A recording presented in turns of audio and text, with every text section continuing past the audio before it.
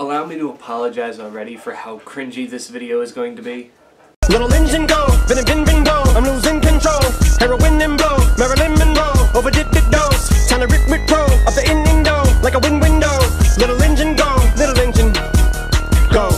Good luck, everybody else! So, over the years, there's been this music outlet called Metacritic that will review albums, and they'll get more than one reviewer to, you know, listen to it and give their thoughts on it overall, and they add those ratings up to the average score out of 100. So, say 2 people review the album, one gives it a 50 and the other gives it a 40. Well, the average of that album would be about a 45 out of a 100, which is pretty bad.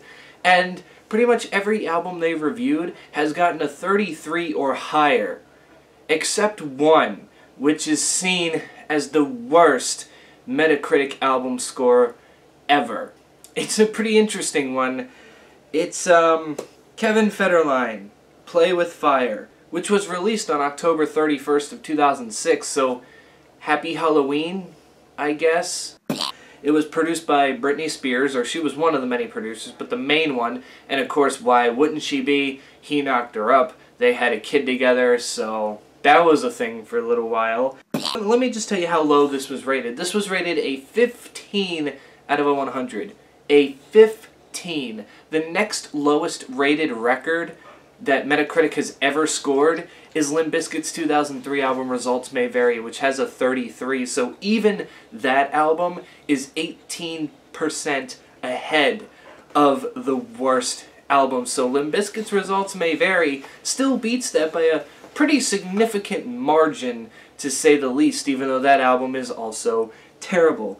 And this was an album that I had never heard before, so in my head I'm like, look, I know the name, I know the guy's not that great, but I've never sat down and listened to his music, and I've never sat down and listened to what is actually his only studio album to date. I've heard how bad it is, and that was one of the reasons I decided to stay away from it. But it intrigued me, because I, like, sitting here thinking about it, I'm like, what makes this album the worst album ever rated, at least in Metacritic's history? What made them cringe so much that a 15 was the score that they gave this album? Well, there's just a few things that I want to go through with this, and a lot of music critics mentioned the lyrics. And boy, did I find some lyrics that were just, let me just spit you some. I'm not even going to spit them, I'm just going to read them out regularly. So, on the song, The World Is Mine, we have the lyric, disrespect with it, I get cannibal with it. I'm not sure what you're going for here with the cannibal thing, but it's been done many times in better ways. I still don't understand what that lyric means. And also, on the same song, we have, create my own style, I ain't never been a bad guy, tell the media I'm really not a bad guy. I mean, okay, so he's basically trying to tell us he's not a bad guy, and then he also rhymes bad guy with bad guy, which is just pure and utter laziness, if you ask me, when you rhyme the same phrase or word with the same word. It's just, I don't know, it just makes you feel like that you ran out of ideas and you're like, this'll work. Plus, also being like, yo, I mean, I got my own style and I'm not a bad guy, just please tell the media I'm not a bad guy. It's like he's begging. He's begging to be like, look, listen, the media paints me out to be this bad guy, but I'm not. Just please tell them, like, that's gonna change their mind all of a sudden. It's the media, for God's sakes. Then we have, on the song America's Most Hated, we got middle finger still saying, fuck the globe.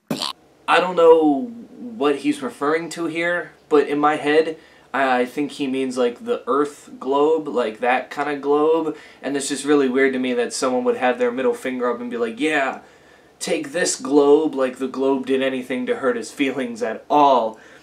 And then on the song Snap, we have probably the most laughable of the lyrics that I found looking through on Genius through every single track. And on Snapped, here we go, and I'm not even fucking lying to you. He says, yeah, I'm hotter than a pizza oven.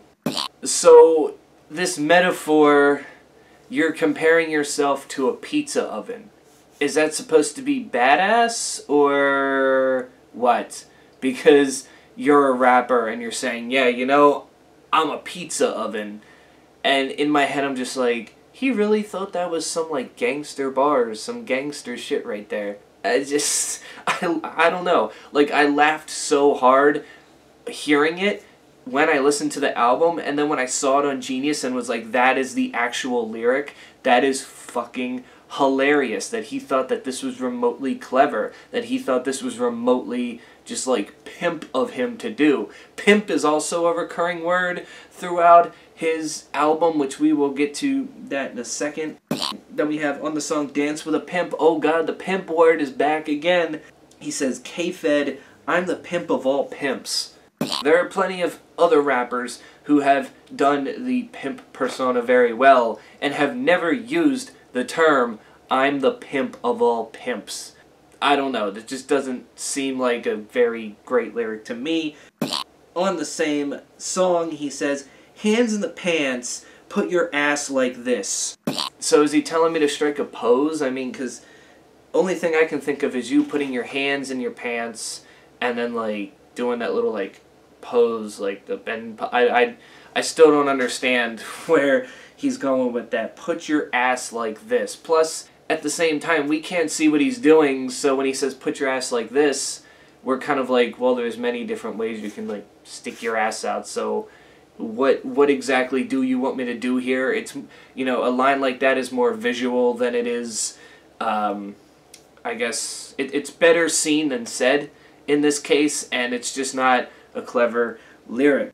And then the last one that I want to talk about is on the song A League of Their Own, which is test this, go home, put a bullet hole where your vest is. He's basically telling you to, hey, go home and commit suicide, because that's always a good thing to tell people is, hey, go kill yourself. I know there's the trolls that do it, but I think he's literally just like, hey, you hate me so much, you should go home and just put the gun to your chest with a bulletproof vest on and see if that vest helps. And that one made me more angry than laughing, because I'm like, it's a stupid lyric, because you just don't say this to people, because then you wonder why people look at music and go, oh, well, this kid took his life because of this one line in this song, and then you come to find out, like, oh, well, that's not their intentions. With this, it just seems so intentional, because he tried to, like, make it as clever as possible, so it didn't make him seem like he was saying, hey, actually go shoot yourself in the chest and kill yourself. No, put the bulletproof vest on and see if shooting yourself will kill you with this bulletproof vest on. It's just, you're not hiding anything, Kevin. You're not. Just tell us you want us to go kill ourselves. People say it all the time. They may mean it, they may not mean it, they may say it to spark a reaction, but it's still just a horrible, horrible thing to say to anyone in this case, because you don't know who's actually going to go out there and do it. It is just not great on that one. So now that I'm done ranting about that, there's just a couple of other things I wanted to talk about. There's a lot of generic flow. He uses the same flow for just about every track. He kind of sounds like a white version of Snoop Dogg, like a white guy doing an impression of Snoop Dogg, and it's really, really bad at some points. And the lyrics are just so cliche, and then they're also repetitive. Like, he brings up having, like, diamonds in his ears, or just diamonds and all this stuff, and bitches, and being a pimp, and whatnot. It just, a lot of that appears on every song, and you're like, you think you're this, you know, lyrical mastermind, and yet you keep recycling things that you don't even know you're recycling. It's not that he's using the same lyric, he's just using the same thing in almost every lyric, that even he doesn't even realize that it appears on every goddamn song, and it's just, ugh. And the song is braggy. Now, I've seen braggy albums before, and they've done a good job, but this is braggy in a really whiny way. Like, he just looks at what the media says about him, and he goes, well, you know, I've done this and that. I mean, yeah, I did this bad thing, but I've done this and that, and helped out so many people.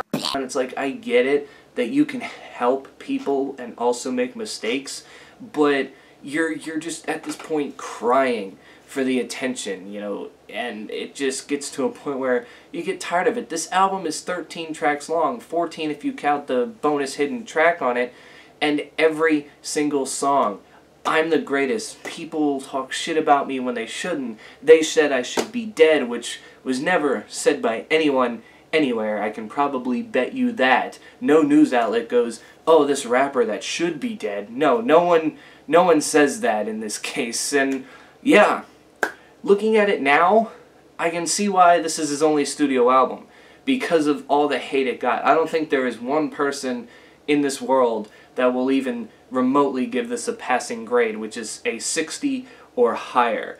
I've seen people say maybe it's not as bad as the 15 that it was given, and that could be true depending on who you ask.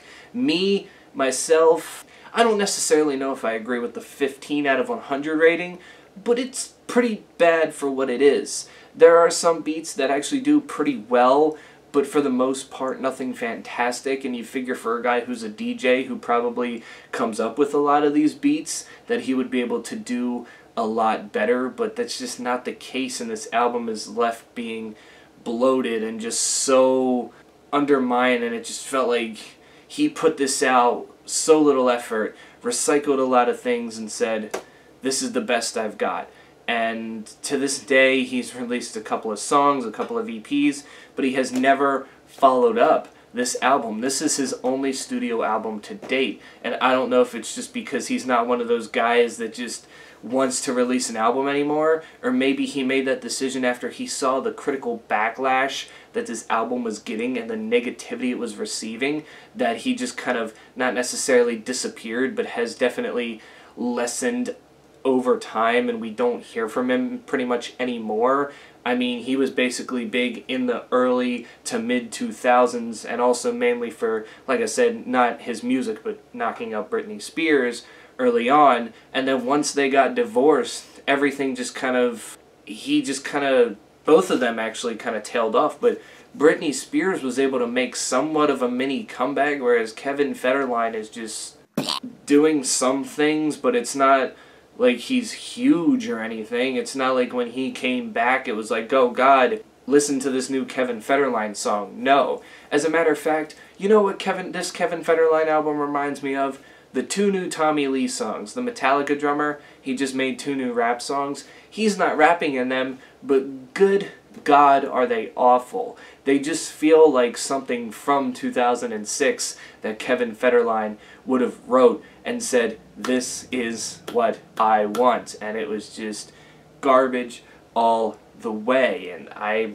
just think that Kevin Federline was at his peak, released this album thinking that, hey, since I'm at my peak, anything I release is not going to be seen as bad. Everybody will swarm to this and defend this, and he ended up being completely and utterly wrong. So, yeah, that's basically my take on the so-called worst album ever, or Metacritic's worst album ever. If you want to listen and have your ears bleed, be my guest. It's not on Spotify, this album. It's not on Google Play. It's not on iTunes. You gotta go to YouTube. You gotta watch it yourself. Or I should say listen to it, because, you know, you still listen to the album on YouTube. But other than that, there's not much else to say about this album. It is what it is. It is horrible. And although the 15 might be a little bit of a, you know, over-exaggeration, it still deserves to be in the category as one of the worst albums of all time. But, you know, that could be argued anywhere, considering if you're a fan of a certain genre or not a fan of certain genres, you can think that a highly regarded album is one of the worst albums ever made, and you can think that this is the best thing ever made. I don't know. Preferences, that's all I have to say. But the fact that this album, because any other album, it seems like even some of the worst of albums I've heard people defend, but for some reason this album, the best I hear is, this album's not as bad as a 15, but it's still pretty trash. And when that's the best compliment your album is getting, you know that you royally, royally fucked up. And you royally, royally made one of the worst albums ever. Yeah, that does it for this video. You guys can tell me in the comments below, what did you think of this album? If you've heard it before, what are your hot takes on it? Is this really the worst album ever made, or was this a little bit of an over-exaggeration? Heck, do you think this is good? Maybe you can find a way to defend this thing and find some good traits about it. I don't know, but yeah, until then, hope you're staying safe out there, and I will catch you all in the next one.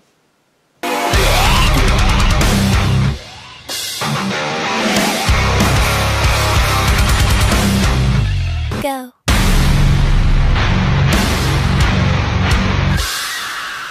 Yeah, I'm hotter than a pizza oven.